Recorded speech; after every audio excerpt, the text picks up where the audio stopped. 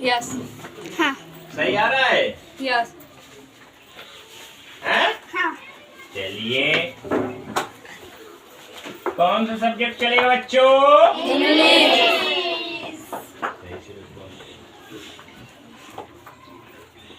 तो इंग्लिश में आपका जो है आज हम पढ़ाएंगे यूज ऑफ हैव टू। क्या पढ़ाएंगे? यूज ऑफ हैव टू, यानी हैव टू का प्रयोग हम कहाँ करते हैं। हैव टू का प्रयोग हम बहुत सारे सेंटेंसों में करते हैं, लेकिन बेसिकली सेंटेंस होगा आपका जैसे मुझे जाना है। क्या होगा? मुझे जाना है। मुझे जाना है, मुझे खाना है, मुझे पीना है, मुझे नहाना है, मुझे धोना है, ETC, यानी इत्यादि इससे संबंधित या इस प्रकार के वाक्य अगर आपको मिलते हैं तो आप उनको कैसे हल करेंगे या उसका ट्रांसलेट कैसे करेंगे इंग्लिश टू हिंदी और हिंदी टू इंग्लिश। तो इसका बनाने का स्ट्रक्चर होता है। क्या होता है? स्ट्रक्चर मतलब होता है बनाने की विधि। क्या होता है? बनाने की विधि। फार्मूला जो होता है, मेथड होती है, थ्योरी होती है, जो वो जब तक आप लोगों को नहीं आएगा तो किसी भी सब्जेक्ट में आपको असुविधा होगी। क्या होगी बच्चों? असुविधा। तो उस असुविधा को देखते हुए आपको थ्योरी और मेथड और स्ट्रक्चर जो है वो सीखना पड़ेगा। समझ में आ रहा है? इसका स्ट्रक्चर हो गया आपको, यानी सेंटेंस बनाने का नियम हो गया सब्जेक्ट। क्या हो गया? Subject plus have to. क्या हो गया? हैव टू प्लस V1 मात्र 3 पॉइंट्स हैं इस पे। जैसे मान लीजिए, जैसे आप पढ़ते हैं ना उसमें subject, object, verb, extra word, तो ये आपके साधारण वाक्य हो गए। जैसे कि मुझे पूछना है, मुझे पूछना है। अब इस वाक्य को और बढ़ाने के लिए आप इसमें लिख सकते हैं मुझे आचार्य जी से पूछना है ना? या मुझे रात में पढ़ना है। समझ में आ रहा है? तो अभी आपको हम जो है ज्यादा लॉन्ग टाइप का नहीं पढ़ा रहे हैं, शॉर्ट में ही आज आपका ये पहला स्टेप स्टार्ट करते हैं। तो सबसे पहले इसमें आपको देखना है कि हमारा सब्जेक्ट क्या है। सब्जेक्ट क्या है और सब्जेक्ट होता क्या है? What is subject? यानी सब्जेक्ट को हम हिंदी में कर्ता कहते हैं। क्या कहते हैं? कर्ता। और कर्ता वो होता है जो किसी काम को कर रहा हो। क्या कर रहा हो?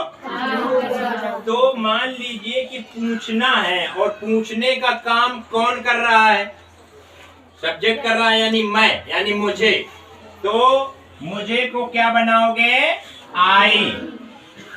इसके बाद आपको लगाना है हैव टू। क्या लगाना है? Have to. इसके बाद आपको क्या लगाना है? V1। V1 मतलब हो गया V फॉर वर्ब। वर्ब अर्थात क्रिया। वन फॉर्म हो गई आपकी, जो पार्टिसिपल जो होती है ना, first form, second form, third form plus ES form plus ING form, जो आपको टीचर ने बताया होगा और मैंने भी कई बार बताया है कि आपको फॉर्म याद करके रखना है। समझ रहे हैं ना? तो V1 यानी कि पूछना को इंग्लिश में क्या कहते हैं? आस्क कहते हैं। क्या कहते हैं? आस्क। पूछना को इंग्लिश में आस्क कहते हैं और वर्ब की फर्स्ट फॉर्म आस्क ही होती है, उसमें कुछ नहीं जोड़ना है। तो यहाँ पर आपको लगाना है ASK। This sentence is complete. Okay, next question है, मान लीजिए आपका सेंटेंस हो गया, मुझे खाना है। मुझे खाना है। ये वाक्य जो आपका है, इस वाक्य में आपको हेल्पिंग वर्ब यूज नहीं करना है, is am are don't use, only for this structure use. इस नियम के तहत ये वाक्य बनते हैं। ये नहीं होना चाहिए कि मुझे पूछना है, आई इज आस्क, इज का प्रयोग नहीं हो। ओके, नेक्स्ट हो गया आपका सेंटेंस, मुझे खाना है। अब आपको मालूम है मुझे के लिए मुझे क्या लगाना पड़ेगा? आई लगाना पड़ेगा। इसके बाद आपको हैव टू लगाना पड़ेगा। क्या लगाना पड़ेगा? Have to. इसके बाद आपको खाना को क्या बोलते हैं? ईट। ईट बोलते हैं। ईट जो फर्स्ट फॉर्म है उसका क्या स्पेलिंग होता है? EAT। ये हो गया। अब देखिए, सेंटेंस बनाने के कुछ नियम विशेष होते हैं। जैसे आप वाक्य को जब स्टार्ट करोगे तो सबसे पहले आपको कैपिटल लेटर का फर्स्ट लेटर होगा, only for first letter beginning the sentence. जब आप सेंटेंस की शुरुआत करोगे यानी उसको बनाओगे तो आपका पहला अक्षर पहली प्रकार का होगा, बाकी सभी लेटर जो है अक्षर छोटे प्रकार के होंगे यानी स्मॉल लेटर के। ठीक है? लेकिन लगा रहता है इसमें। क्या लगा रहता है?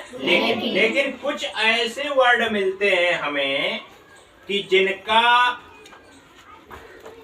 स्टार्ट करने वाला लेटर कैपिटल लेटर करना पड़ता है। समझ में आ रहा है? तो वो लेटर मैं आपको बताऊंगा।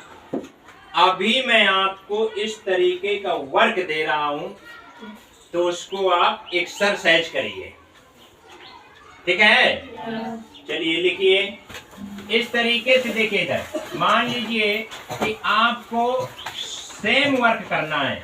मुझे पूछना है, मुझे खाना है, मुझे दौड़ना है, मुझे रोना है, मुझे सोना है, मुझे जाना है, मुझे आना है, मुझे नहाना है, मुझे उड़ना है, मुझे पढ़ना है, मुझे सोना है, मुझे रोना है। इस तरीके के आप 2 पेज आप इसका वर्कशीट कंप्लीट करिए। योरसेल्फ, इटसेल्फ यानी अपने आप में आपको इटसेल्फ और योरसेल्फ जानते हैं ना, स्वयं में आपको करना है।